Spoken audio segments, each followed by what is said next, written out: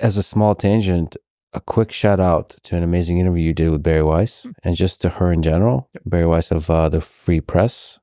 She has a podcast called Honestly with Barry Weiss. She's great. People should go listen. You were asked if you believe in God. One of the joys, see, we talked about happiness. One of the things that makes me happy is making you uncomfortable. Thank you. So this question is designed for, many of the questions today are designed for that. You were asked if you believe in God, and you said after a pause that you're not sure. So it felt like the pause, the uncertainty there was some kind of ongoing search for wisdom and meaning.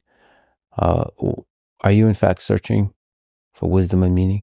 I guess I put it this way. There's a lot to just understand about people that I feel like I'm only starting to understand. And that's certainly a simpler concept than God. So that's what I've spent a lot of the last 15 years trying to figure out. I feel like I spent my first 30 years figuring out machines, and then now I'm spending 30 years figuring out people, which turns out to be quite a bit more complicated. And then I don't know, maybe God's the last 30 years or something. And then, look, I mean, just, like Elon, it's just like, okay, the known universe is like very, complicated and, mystifying. I mean, every time I, pull up in astronomy, my kid's super into astronomy, and it's like, Daddy, how many galaxies are there in the universe? And, how many galaxies are there in the universe? 100 billion. Okay. Like how? Yeah. Like how is that freaking possible? Like what, it's such a staggering concept that I actually wanted to show you a tweet that blew my mind from Elon from a while back. He said, Elon said, as a friend called it, this is the ultimate skill tree. This is a wall of galaxies, 1 billion light years across. Yeah. So these are all galaxies. Yeah.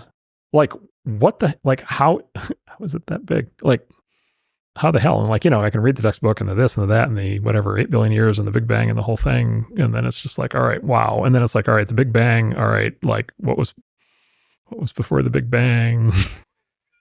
You think we humans will ever colonize like a galaxy and maybe even go beyond? Sure. I mean, yeah. I mean, in the fullness of time. Yeah. So you have that kind of optimism. You have that kind of hope that extends across thousands of years. In the fullness of time. I mean, yeah. I mean, yeah. All the problems, all the challenges with it that I do. But yeah, why not? I mean, again, in the fullness of time, it'll take a long time. You don't think we'll destroy ourselves? No, I doubt it. I doubt it. And fortunately, we have Elon giving us the backup plan. So I don't know. Like I grew up, rural Midwest, sort of just like conventionally kind of Protestant Christian.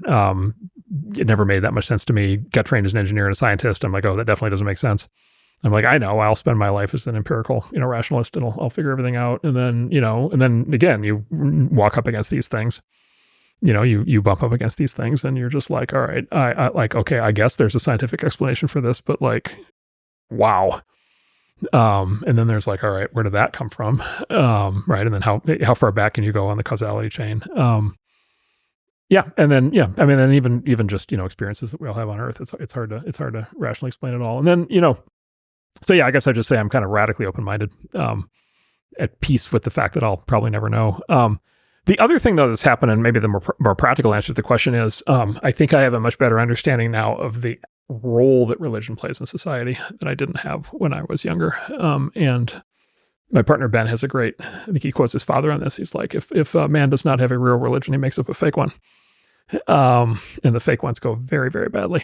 And so there's this class, it's actually really funny. There's this class of intellectual that has what appears to be a very patronizing point of view, which is, yes, I'm an atheist, but it's very important that the people believe in something. Right. And Marx had like the negative view on that, which is religion is the opiate of the masses. But there's a lot of like right-wing intellectuals who are themselves, I think, pretty atheist or agnostic that are like, it's deeply important that the people be Christian or something like that. And on the one hand, it's like, wow, that's arrogant and presumptive. But on the other hand, maybe it's right. Because, what have we learned in the last 100 years is in the absence of a real religion, people will make up fake ones.